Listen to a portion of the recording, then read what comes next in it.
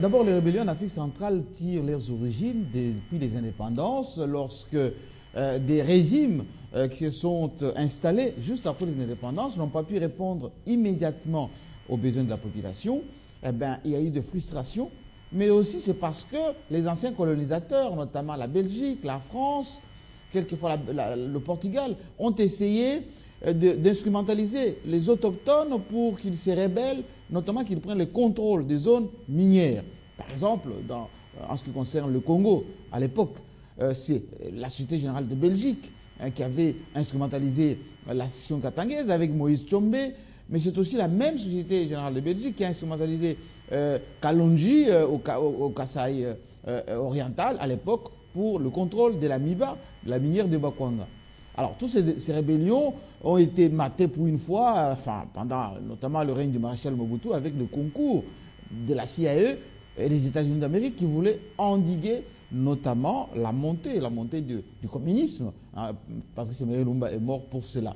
Mais l'actualité maintenant, c'est que ces rébellions en Afrique centrale sont en train aujourd'hui de finir. On parle du syndrome Savimbi. Pourquoi? Parce que trois faits majeurs expliquent cette situation.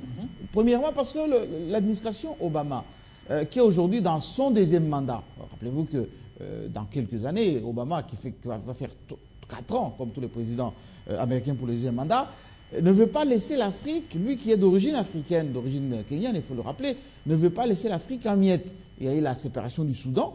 Ils ne veulent plus, les Américains, que l'Afrique centrale soit un peu, je dirais, dépiécée avec des rébellions parce que ça va poser des problèmes majeurs. Ils ont encore des problèmes, eux, les Américains et les Britanniques, du terrorisme avec la Somalie.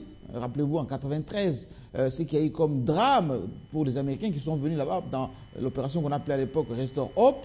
Ils ont laissé des GI qui ont été traînés quasiment dans la rue par les Somaliens. Ça, ces syndromes ont causé un traumatisme dans les chefs des Américains.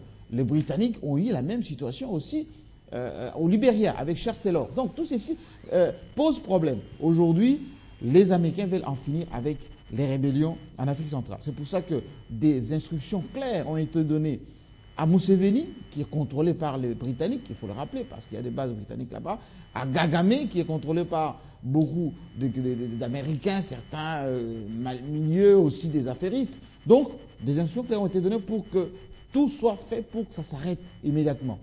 Et puis, il y a aussi la SADC. La SADC qui veut aussi que ça s'arrête, les rébellions en Afrique centrale, surtout dans la région des Grands Lacs. C'est pour ça que vous avez vu que la montée en puissance de Jacob Zuma, la montée en puissance de Kikwete, tout ceci a fait que ces rébellions sont en train de finir petit à petit. Le syndrome Savimbi, il faut le rappeler, Savimbi est mort en Angola, tué par notamment les concours des Américains qui ont changé Kazakh parce qu'ils étaient avec Savimbi. Mais lorsque la guerre froide est terminée, ils se sont ralliés à Dos Santos pour le contrôle du pétrole et du diamant angolais. Donc, ce syndrome est en train de connaître la même situation un peu en Afrique centrale. On l'a appris pas plus que ce matin, que le président centrafricain a dit oui, qu'il est en contact avec Joseph Kony, que les Américains recherchent depuis plusieurs années. Ça, c'est un peu un bluff parce que les Américains eux-mêmes, ils les gèrent avec satellites, ils les cherchent avec des drones. Joseph Kony, comme lui, Kony, il sait qu'il y a une traque qui devient de plus en plus forte. Il ne veut plus rester en brousse. Des négociations sont en cours pour qu'il sorte de là. Est-ce qu'il sera amnistié? Ça, on ne le sait pas encore. Et en RDC, l'autre fait qu'il faut aussi remarquer, c'est qu'il y a eu une pression intérieure très forte. Joseph Kabila, pendant 10 ans, a lutté, a beaucoup combattu pour que les rébellions s'arrêtent pendant la transition, après les élections, premier mandat, deuxième mandat. Aujourd'hui, tout ceci est en train de se terminer. Pourquoi? Parce qu'il s'est investi personnellement. Il a géré cette guerre personnellement, de sorte que, stratégiquement, les rébellions cessent. Aujourd'hui, depuis quasiment une semaine, tous les chefs rebelles sortent de bois, que ce soit au Katanga, que ce soit à l'Est. Rappelez-vous le partage de l'Afrique, c'était fait pourquoi? Pour contrôler les richesses. Rappelez-vous la colonisation, c'était pour faire quoi? Contrôler les richesses.